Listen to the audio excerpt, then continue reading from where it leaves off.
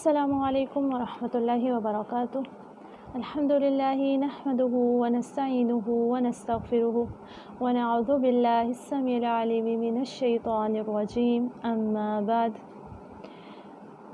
ایمان کی شاخوں میں شاخ نمبر 22 دیکھیں گے، زکوٰۃ کی ادائیگی۔ زکوٰۃ کی ادائیگی ایمان کا جز اور اہل ایمان کی صفت ہے۔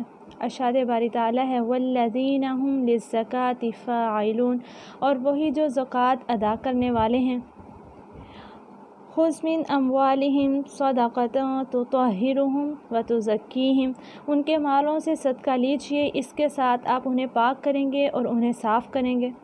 زکوٰۃ کی ادائیگی سے مال و دولت میں برکت پیدا ہوتی ہے، اور جو کوئی سودی قرضے تم اس لیے دیتے ہو کہ لوگوں کے اموال میں بڑھ جائیں تو وہ اللہ کے ہاں نہیں بڑھتا، اور جو کچھ تم زکوٰۃ سے دیتے ہو اللہ کے چہرے کا ارادہ کرتے ہو، یعنی اللہ کی رضا کا ارادہ کرتے ہو، تو وہی لوگ کئی گناہ بڑھانے والے ہیں۔ سورہ روم کی آیت نمبر 39 ہے۔ اس کے برعکس زکوٰۃ نہ دینے والوں کے بارے میں اللہ تعالیٰ فرماتا ہے، اے لوگو جو ایمان لائے ہو، بے شک بہت سے عالم اور درویش یقیناً لوگوں کا مال باطل طریقے سے کھاتے ہیں اور اللہ کے راستے سے روکتے ہیں، اور جو لوگ سونا اور چاندی خزانہ بنا کر رکھتے ہیں اور اسے اللہ کے راستے میں خرچ نہیں کرتے، تو انہیں دردناک عذاب کی خوشخبری دے دیجیے، جس دن اسے جہنم کی آگ میں تپایا جائے گا، پھر اس کے ساتھ ان کی پیشانیوں اور ان کے پہلوؤں اور ان کے پشتوں کو داغا جائے گا۔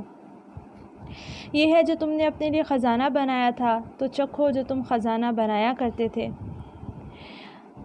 اسی طرح سے فرمایا وفی اموالہم حق للسائل والمحروم، اور ان کے مالوں میں سوال کرنے والے اور محروم کے لیے ایک حصہ تھا۔ ایک اور مقام پر ارشاد ہے والذین فی اموالہم حق معلوم للسائل والمحروم، اور وہ جن کے مالوں میں ایک مقرر حصہ ہے سوال کرنے والے کے لیے اور جسے نہیں دیا جاتا۔ جو لوگ صاحب حیثیت ان پر اللہ تعالیٰ نے فرض کیا ہے کہ وہ اپنی دولت میں سے مخصوص حصہ اللہ کی راہ میں خرچ کریں، تاکہ دولت گردش کرتی رہے اور مالداروں کے دل میں دولت کی محبت گھر نہ کر جائے۔ نیز معاشرے کے جو افراد مفلوق الحال، مفلس اور نادار ہوں ان کی مدد کی جائے۔ جو شخص صاحب نصاب ہو وہ اللہ تعالیٰ اور رسول اللہ صلی اللہ علیہ وسلم کی طرف سے مقرر کردہ حصہ ان کے متعین کردہ اصحاب میں تقسیم کر دے۔ مثلاً جو شخص 7.5 تولے سونے یا 52.5 تولے چاندی کا مالک ہو، سال گزرنے کے بعد اس پر اس دولت کا 40واں حصہ بطور زکوٰۃ ادا کرنا فرض ہے۔ اسی طرح اگر کسی کے پاس 40 بکریاں سال بھر موجود رہیں تو سال بعد ایک بکری بطور زکوٰۃ ادا کرنا فرض ہے۔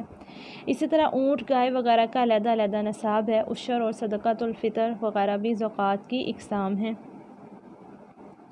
زرعی پیداوار کی زکوٰۃ کے بارے میں اللہ تعالیٰ فرماتے ہیں، اے لوگو جو ایمان لائے ہو، ان پاکیزہ چیزوں میں سے خرچ کرو جو تم نے کمائی ہیں، اور ان میں سے بھی جو ہم نے تمہارے لیے زمین سے نکالی ہیں، اور اس میں سے ایک گندی چیز کا ارادہ نہ کرو جسے تم خرچ کرتے ہو، حالانکہ تم اسے کسی صورت لینے والے نہیں، مگر یہ کہ اس کے بارے میں آنکھیں بند کر لو اور جان لو کہ بے شک اللہ بڑا بے پرواہ بے حد خوبیوں والا ہے۔ ایک اور مقام پر فرمایا اور وہی جس نے باغات پیدا کیے چھپروں پر چڑھائے ہوئے اور نہ چڑھائے ہوئے، اور کھجور کے درخت اور کھیتی جن کے پھل مختلف ہیں، اور زیتون اور انار ایک دوسرے سے ملتے جلتے اور نہ ملتے جلتے، اس کے پھل میں سے کھاؤ جب وہ پھل لائے، اور اس کا حق اس کی کٹائی کے دن ادا کرو اور حد سے نہ گزرو، یقیناً وہ حد سے گزرنے والوں سے محبت نہیں کرتا۔ شاخ نمبر 23 ہے رمضان المبارک کے روزے۔ ایمان والوں پر روزے فرض کیے گئے ہیں۔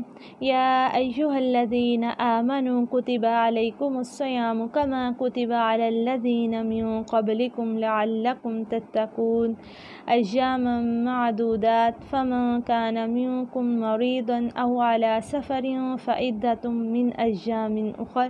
اے لوگو جو ایمان لائے ہو، تم پر روزہ رکھنا لکھ دیا گیا ہے جیسے ان لوگوں پر لکھا گیا جو تم سے پہلے تھے، تاکہ تم بچ جاؤ گنے ہوئے چند دنوں میں۔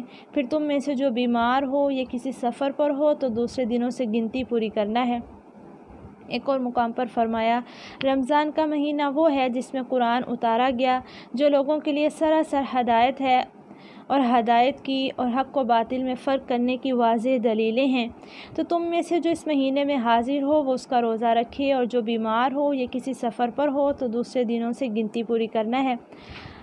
اللہ تعالیٰ تمہارے ساتھ آسانی کا ارادہ رکھتا ہے اور تمہارے ساتھ تنگی کا ارادہ نہیں رکھتا، اور تاکہ تم گنتی پوری کرو اور تاکہ تم اللہ کی بڑائی بیان کرو اس پر جس نے تمہیں ہدایت دی، اور تاکہ تم شکر ادا کرو۔ سورہ البقرہ کی آیت نمبر 185۔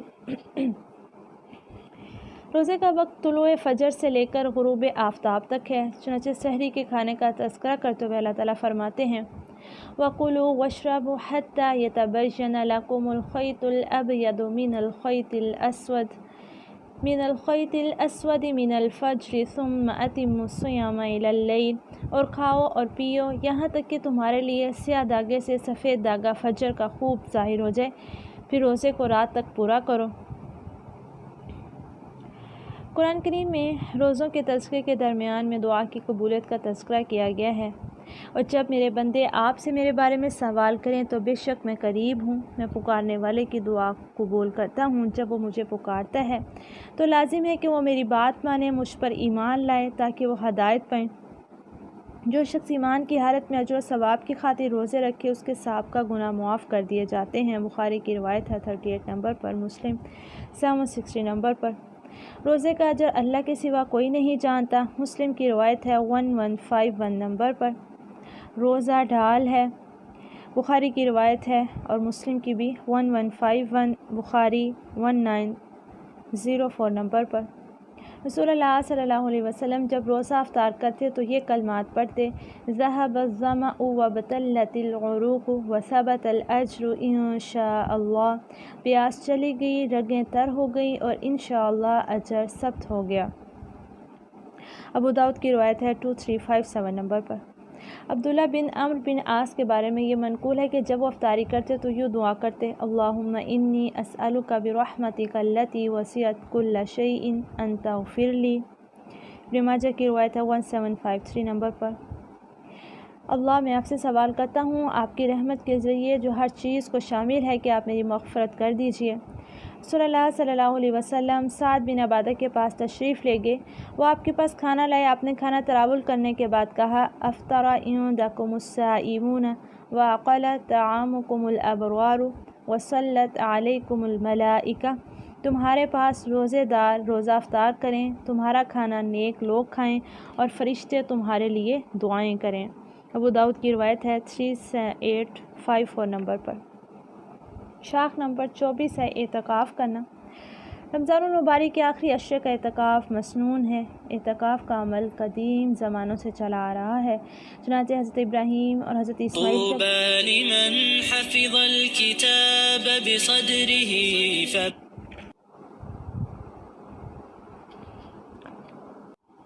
چنانچہ حضرت ابراہیم اور حضرت اسماعیل کے بارے میں اللہ نے فرمایا اور ہم نے ابراہیم اور اسماعیل کو تاکیدی حکم دیا کہ تم دونوں میرے گھر کو طواف کرنے والوں اور اعتکاف کرنے والوں اور رکوع کرنے والوں اور سجدہ کرنے والوں کے لیے پاک صاف رکھو۔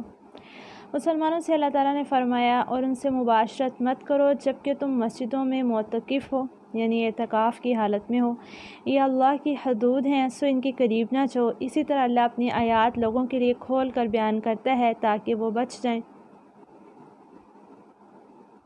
شاخ نمبر 25 ہے حج بیت اللہ۔ بیت اللہ کا حج کرنا ہر صاحب استطاعت پر فرض ہے۔ ان اول بیت وضع للناس للذی ببکۃ مبارکا وہدی للعالمین وَلِلَّهِ عَلَى النَّاسِ حِجُّ الْبَيْتِ مَنِ اسْتَطَاعَ إِلَيْهِ سَبِيلًا وَمَنْ كَفَرَ فَإِنَّ اللَّهَ غَنِيٌّ عَنِ الْعَالَمِينَ، بے شک پہلا گھر جو لوگوں کے لیے مقرر کیا گیا یقیناً وہی ہے جو مکہ میں ہے، بہت بابرکت اور جہانوں کے لیے ہدایت ہے۔ اور اللہ کے لیے لوگوں پر اس گھر کا حج فرض ہے جو اس کی طرف راستے کی طاقت رکھے، اور جس نے کفر کیا تو بے شک اللہ تمام جہانوں سے بہت بے پرواہ ہے۔ سورہ آل عمران کی آیت نمبر 96 اور 97۔ حج کے آداب اور مناسک بیان کرتے ہوئے اللہ تعالیٰ نے فرمایا حج کے چند مہینے ہیں جو معلوم ہیں، پھر جو ان میں حج فرض کر لے تو حج کے دوران نہ کوئی شہوانی فعل ہو اور نہ کوئی نافرمانی اور نہ کوئی جھگڑا، اور تم نیکی میں سے جو بھی کرو گے اللہ اسے جان لے گا، اور زاد راہ لے لو کہ بے شک زاد راہ کی سب سے بہتر خوبی تقویٰ ہے، اور مجھ سے ڈرو اے عقل والو، تم پر کوئی گناہ نہیں کہ اپنے رب کا کوئی فضل تلاش کرو۔ پھر جب تم عرفات سے واپس آؤ تو مشعر حرام کے پاس اللہ کو یاد کرو اور اس کو اس طرح یاد کرو جیسے اس نے تمہیں ہدایت دی ہے، اور بلا شبہ اس سے پہلے تم یقیناً گمراہوں سے تھے۔ پھر اس جگہ سے واپس آؤ جہاں سے سب لوگ واپس آئے اور اللہ سے بخشش مانگو، بے شک اللہ بے حد بخشنے والا اور نہایت رحم والا ہے۔ پھر جب تم اپنے حج کے احکام پورے کر لو تو اللہ کو یاد کرو، اپنے باپ دادا کو تمہارے یاد کرنے کی طرح، بلکہ اس سے بڑھ کر یاد کرنا۔ پھر لوگوں میں سے کوئی تو وہ ہے جو کہتا ہے اے رب ہمیں دنیا میں دے دیجیے اور آخرت میں اس کا کوئی حصہ نہیں، اور ان میں سے کوئی وہ ہے جو کہتا ہے اے ہمارے رب ہمیں دنیا میں بلائی اور آخرت میں بھی بلائی دے دیجیے اور ہمیں آگ کے عذاب سے بچا لیجیے۔ یہ وہ لوگ ہیں جن کے لیے اس میں سے ایک حصہ ہے جو انہوں نے کمایا، اور اللہ بہت جلد حساب لینے والا ہے۔ اور اللہ کو چند گنے ہوئے دنوں میں یاد کرو، پھر جو 2 دنوں میں جلدی چلا جائے تو اس پر کوئی گناہ نہیں، اور جو تاخیر کرے تو اس پر بھی کوئی گناہ نہیں، اس شخص کے لیے جو ڈرے، اور اللہ سے ڈرو اور جان لو کہ بے شک تم اسی کی طرف اکٹھے کیے جاؤ گے۔ احرام، تلبیہ، طواف، سعی، بال کٹوانا، منی کی حاضری، وقوف عرفات، قیام مزدلفہ وغیرہ احکام حج میں شامل ہیں۔ حج مبرور کا بدلہ جنت ہے، بخاری کی روایت اور مسلم کی روایت ہے۔ حج کرنے والا گناہوں سے یوں پاک ہو جاتا ہے گویا وہ آج ہی پیدا ہو، بخاری کی روایت ہے 1521 نمبر پر، مسلم 1350 نمبر پر۔ شاخ نمبر 26 ہے جہاد فی سبیل اللہ۔ اللہ کا ارشاد ہے انما المؤمنون الذین آمنوا باللہ ورسولہ ثم لم يرتابوا وجاہدوا باموالہم وانفسہم فی سبیل اللہ اولئک ھم الصادقون۔ مومن تو وہی ہیں جو اللہ اور اس کے رسول پر ایمان لائے، پھر انہوں نے شک نہیں کیا اور انہوں نے اپنے مالوں اور اپنی جانوں کے ساتھ اللہ کی راہ میں جہاد کیا، یہی لوگ سچے ہیں۔ سورہ حجرات کی آیت نمبر 15۔ سورہ توبہ میں فرمایا کیا تم نے حاجیوں کو پانی پلانا اور مسجد حرام کو آباد کرنا اس جیسا بنا دیا جو اللہ اور یوم آخرت پر ایمان لایا اور اس نے اللہ کے راستے میں جہاد کیا، یہ اللہ کے ہاں برابر نہیں ہے، اور اللہ ظالم لوگوں کو ہدایت نہیں دیتا۔ جو لوگ ایمان لائے اور انہوں نے ہجرت کی اور اللہ کے راستے میں اپنے مالوں اور اپنی جانوں کے ساتھ جہاد کیا، اللہ کے ہاں درجے میں زیادہ بڑے ہیں اور وہی لوگ کامیاب ہیں۔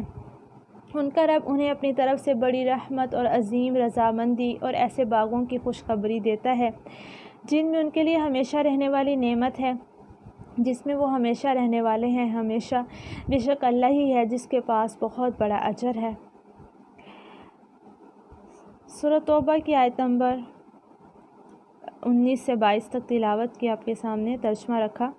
سورہ توبہ کی آیت نمبر 14 اور 15۔ ان سے لڑو، اللہ انہیں تمہارے ہاتھوں سے عذاب دے گا اور انہیں رسوا کرے گا اور ان کے خلاف تمہاری مدد کرے گا، اور مومن لوگوں کے سینوں کو شفا دے گا، ان کے دلوں کا غصہ دور کرے گا، اور اللہ توبہ کی توفیق دیتا ہے جسے چاہتا ہے، اور اللہ سب کچھ جاننے والا کمال حکمت والا ہے۔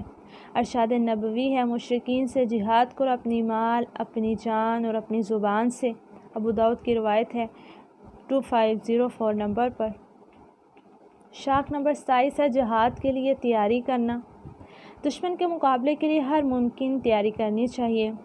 سورہ الانفال ہے، اور ان کے مقابلے کے لیے قوت سے اور گھوڑے باندھنے سے تیاری کرو جتنی کر سکو، جس کے ساتھ تم اللہ کے دشمن کو اور اپنے دشمن کو اور ان کے علاوہ کچھ دوسروں کو ڈراؤ گے جنہیں تم نہیں جانتے، اللہ انہیں جانتا ہے، اور تم جو چیز بھی اللہ کے راستے میں خرچ کرو گے وہ تمہاری طرف پوری لوٹائی جائے گی اور تم پر ظلم نہیں کیا جائے گا۔ یہ تیاری چونکہ کفار کے مقابلے کے لیے کی جاتی ہے، اس لیے اسی نوعیت کی ہونی چاہیے جس نوعیت کی کفار نے تیاری کی ہو۔ جس قسم کا اسلحہ ان کے پاس ہو اسی قسم کا اسلحہ تیار کرنا چاہیے، گرچہ تعداد اور مقدار میں کم ہی کیوں نہ ہو۔ ایک اور مقام پر فرمایا یا ایھا الذین آمنوا اصبروا وصابروا ورابطوا واتقوا اللہ لعلکم تفلحون۔ اے لوگو جو ایمان لائے ہو، صبر کرو اور مقابلے میں جمے رہو اور مورچوں میں ڈٹے رہو اور اللہ سے ڈرو تاکہ تم کامیاب ہو جاؤ۔ سورہ آل عمران آیت نمبر 200۔ باقی کا ہم اپنی اگلی کلاس میں دیکھیں گے۔ سبحانک اللہم و بحمدک، نشہد ان لا الہ الا انت، نستغفرک و نتوب الیک۔ السلام علیکم ورحمۃ اللہ وبرکاتہ۔